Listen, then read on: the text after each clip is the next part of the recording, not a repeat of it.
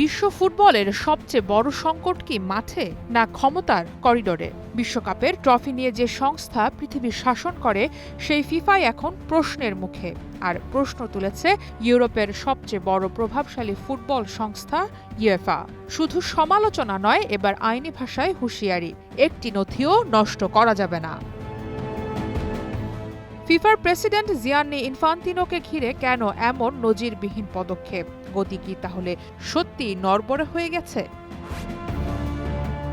ঘটনার শুরু FIFA forward enterprises বা এফএফই কে ঘিরে।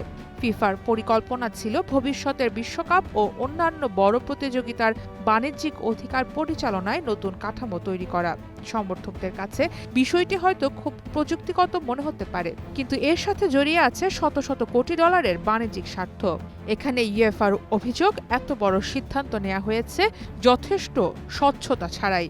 সদস্যদের সামনে পুরো তথ্য উপস্থাপন করা হয়নি। সিদ্ধান্ত গ্রহণের প্রক্রিয়াও ছিল প্রশ্নবিদ্ধ। ইউএফা ফিফাকে আইনি নোটিশ পাঠিয়ে জানায়, এফএফই সংক্রান্ত কোনো নথি, email, message, WhatsApp chat, meeting minutes বা খসড়া নথি মুছে ফেলা যাবে না।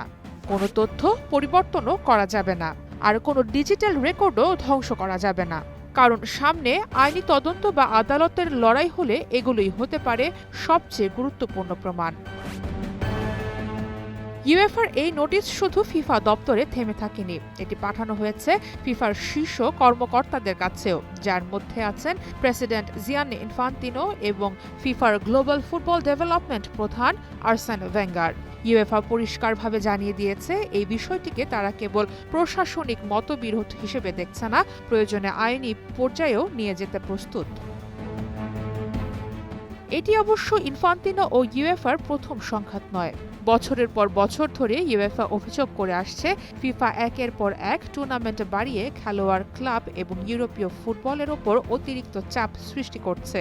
এবার সেই দ্বন্দ্ব গিয়ে ঠেকেছে প্রশাসন ও আইনের লড়াইয়ে। প্রশ্ন এখন একটাই, ইনফান্তিনোর গদি কি ঝুঁকিতে? সারা মাহবুব, স্টার প্লে।